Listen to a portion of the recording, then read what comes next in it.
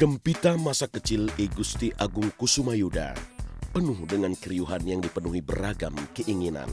Namun di atas semua itu, kejujuran adalah puncaknya. Bocah kecil yang akrab disapa Ade Rai tersebut sempat menyeberangkan angannya dalam tegapnya tubuh tentara. Kisah heroik prajurit yang gagah berani, berbadan tegap dan penuh sportivitas adalah bayang-bayang kekaguman seorang Ade Rai kecil. Sebagai anak tentara yang kerap disebut anak kolong, maka Ade Rai begitu menyatu dengan iklim itu. Apalagi sang ayahanda adalah seorang prajurit yang lekat dengan kedisiplinan, juga raga gagah. Disinilah titik awal Ade Rai mendekati impian menjadi tentara. Sebuah impian yang belakangan gagal terpenggal. Masa kecil saya lewati dengan sesuatu yang menurut saya adalah sesuatu yang menyenangkan. Kembali lagi adalah sebuah proses pembelajaran. Kalau saya bisa bilang mungkin kalau saya membandingkan atau mendefinisikan kenakalan, ya mungkin saya bukan anak yang nakal gitu.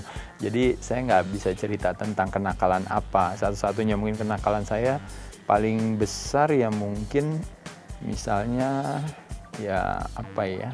Ya mungkin hal-hal yang kecil-kecil saja yang bukan saya definisikan sebagai kenakalan sih. Misalnya kayak misalnya apakah mencuri atau misalnya apa, mungkin saya tidak melakukan hal itu gitu. Jadi anak biasa, bahkan mungkin saya lagi kecil jadi anak cenderung depres lebih mungkin kali ya. Kebetulan memang saya tinggal di komplek tentara. Keinginan saya pun juga dulu waktu besar ingin jadi tentara, ingin jadi polisi ya. Karena mungkin ngelihat orang tua juga gitu. Cuma kebetulan aja nggak diterima.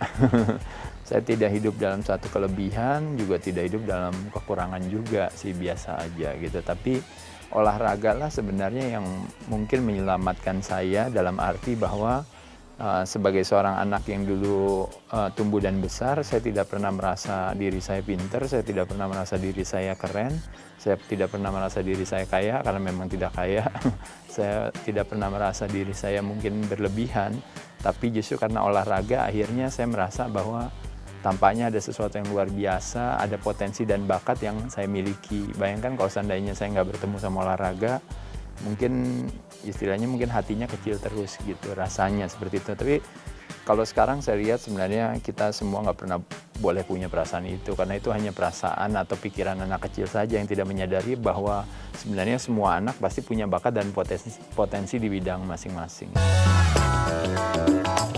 Bocah kurus kecil itu masih menancapkan angannya untuk memiliki tubuh besar, tegap, dan berotot. Impiannya ini ia biarkan berlarian berkejaran. Impiannya ini ia biarkan berlarian berkejaran, berkelana, mencari titik hinggap. Ade Rai sempat menerbangkan cita-citanya menjadi atlet bulu tangkis. Kala itu, berlatih dan berlatih menjadi menu keseharian yang makin mendidihkan niatnya menjadi olahragawan. Ade Rai tak pernah kering semangat, ia terus menggelorakan keinginannya. Sebuah tekad yang kelak membuat orang sekelilingnya terbelalak tak percaya. Bersyukur sejak kecil diberikan kesempatan untuk mengenal olahraga yang saya cintai sampai akhirnya justru olahraga itu menjadi profesi sampai hari ini bagi saya. Jadi prosesnya juga berawal dari waktu saya mulai di bangku SMA, sebenarnya udah senang-senang latihan. Tinggi saya 183, berat saya 55. Sejak kecil saya sudah jadi atlet sejak umur mulai dari 6 tahun, dari 5 tahun saya udah ikut kejuaraan-kejuaraan olahraga. Lalu 8 tahun, 9 tahun saya udah jadi atlet bulu tangkis sampai umur 17 tahun. Hidup saya sehari-hari ya nggak jauh dari olahraga terus aja gitu. Jadi memang bahkan waktu saya ingin menjadi atlet bulu tangkis pada saat itu sampai umur 17 tahun karena nggak kesampaian jadi atlet bulu tangkisnya, tapi kerja atau latihan menjadi pemain bulu tangkis yang begitu berat karena saya juga masuk di dalam asrama dan sebagainya, belum lagi juga kewajiban harus belajar, sekolah juga. Mungkin bisa dikatakan pada saat itu mungkin pressure atau tekanannya memang luar biasa bagi saya gitu. Jadi nggak seperti kebanyakan anak yang mungkin senang mau ngapain, ya saya dulu memang sejak kecil memang sudah hidupnya di dunia olahraga begitu. Sepintas yang saya ingat, Mas Ade awalnya kan dulu pebulu tangkis ya, bahkan dia sempat masuk national badminton player. Lalu saya juga nggak ngerti, katanya oh iya dia pernah mengatakan waktu di sekolah dia merasa dia tidak punya apa-apa. saya tuh Pak Bob saya nggak punya apa-apa, saya hanya punya eh, badan tinggi dan saya bisa lari cepat. So tetap jadi olahraga tuh adalah passion dia. Termasuk anak yang kurus, termasuk anak yang tidak yang kurus. Dan makannya juga terlalu nggak banyak gitu dulu. Makanya kaget ketika dia jadi binaraga, dia bisa makan daging berkilo-kilo yang tadinya tidak pernah. Tapi karena dia tahu, karena dia ingin badannya menjadi bagus seperti itu, ya saya rasa dia juga setengah memaksa untuk bisa makan sebanyak itu. Oke, jadi ya seperti saya bilang bahwa saya sendiri juga nggak percaya kalau itu adalah kakak dari Ari, teman saya dari SD sampai SMP. Terus kita sama-sama, yang saya pernah lihat dia itu ya 55 kilo gitu. Dan pada saat orang bisa naik sampai 35 kilo itu kan menurut saya harusnya gemuk. Tapi kalau ini kan bukan gemuk gitu, tapi yang terjadi adalah peningkatan massa ototnya gitu kan. Apa aja yang dilakukan nih sampai bisa badannya seperti ini gitu. Pada akhirnya, Ade Rai pernah terhuyung diterpa masalah. Inilah sebuah catatan buram yang membuat dirinya makin tahu bahwa pada akhirnya hidup adalah pilihan. Kala itu, ketika keinginannya berolahraga makin kencang menggelora, nilai sekolah Ade justru jatuh tersungkur.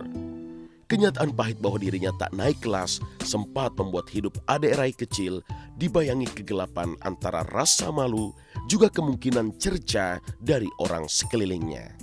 Tapi Ade dengan gagah berani menghadapi kenyataan ini. Ia berani mengakui kegagalan dan santun menjatuhkan pilihan. Semua ini karena satu hal, Ade Rai punya kejujuran. Kenapa saya berhenti bulu tangkis? Karena saya nggak naik kelas gitu aja. Jadi kalau sampai tetap naik kelas mungkin saya terus aja ya. Tapi waktu dulu karena olahraganya saya rutin sekali ya, 5 hari seminggu saya cuma ada waktu cuma weekend untuk bisa santai. Karena setelahnya pagi saya kan pasti selalu sekolah sampai jam 12 jam 1. Waktu itu kan sekolah kan kita mulai jam 7 kan, setengah 7 sampai jam 1. Saya guru dulu ya, jadi saya mengerti dia nggak naik kelas bukan karena dia main-main, bukan karena dia tidak belajar, tapi karena dia belum pintar membagi waktunya antara belajar dan latihan. Itu aja, bukan karena dia bukan juga karena dia bodoh-bodoh amat gitu ya, tapi karena dia belum bisa membagi waktu itu masih terlalu muda kali ya. Bagaimana dia mesti membagi waktu untuk olahraga, bagaimana membagi waktu untuk sekolah, jadi kita bisa mengerti aja. Iya, kalau Ade sih memang dari dulu yang saya tahu gemar olahraga ya. Ade dulu juga suka bulu tangkis, terutama yang suka voli juga ya, terutama tapi di bulu tangkis lah. Jadi kita lihat memang latar belakang olahraga ini sudah menjadi jiwa dari Ade sejak Ade kecil juga gitu. Saya mau jadi juara dunia bulu tangkis ya, kebetulan teman-teman saya mulai dari Ardi Bewirnata, Susi Susanti, bahkan termasuk juga Haryanto Arbi, Alan Budi Kusuma, semuanya mereka jadi juara loh gitu. Jadi kan menurut saya kalau mereka bisa jadi juara, masa saya juga nggak bisa gitu ya. Ade Rai memutar haluan hidupnya 180 derajat. Dengan segenap hati dan kesadaran, ia tinggalkan semua keinginan menjadi atlet bulu tangkis. Jika awalnya ia memutar hari dengan berlatih dan berlatih, maka ketika pilihan kedua ia jatuhkan, semuanya jadi berbeda. Ade Rai yang sudah meremaja menjemput asa berikutnya untuk mengejar segala ketertinggalannya. Inilah sebuah masa di mana Ade merasakan bahwa sekolah adalah hal penting, bahkan teramat penting. Tapi bersyukur kembali lagi, orang tua saya justru memberikan saya pilihan gitu. Kalau seandainya misalnya mau milih yang mana juga nggak masalah. Tapi kalau memang mau pilih olahraga, ya lakukanlah dengan baik-baik dan ya kenapa tidak kalau bisa jadi juara gitu. Ya memang kalau di dunia olahraga ada kesan seolah-olah adalah tidak ada tempat bagi orang nomor 2 gitu, harusnya mesti nomor 1. Nah tapi kalau kamu sekolah ibaratnya kamu nggak harus jadi juara 1. Kamu pun selama bisa menyelesaikan studi dengan baik, kamu tidak kenapa-napa gitu. Ya pada saat itu akhirnya saya memutuskan untuk sekolah. Makanya di umur 17 tahun saya berhentilah bulu tangkis saya. Padahal itu adalah cita-cita saya dari kecil. Sekolah saya juga cukup berat juga ya. Pada saat itu saya bersyukur bisa bersekolah di sekolah yang tepat ya, yang baik adanya. Jadi pelajarannya juga luar biasa menuntut saya untuk harus juga konsentrasi belajar yang baik.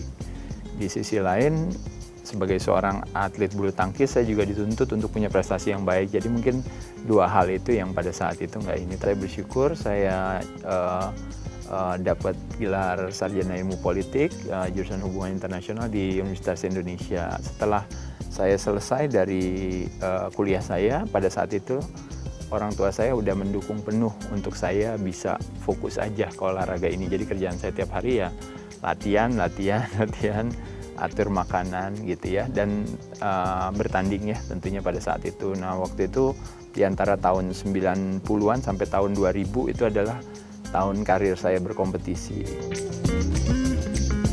Saya juga bisa memahami pada saat itu orang tua saya membesarkan saya dari kecil mau jadi atlet kok nggak jadi-jadi gitu.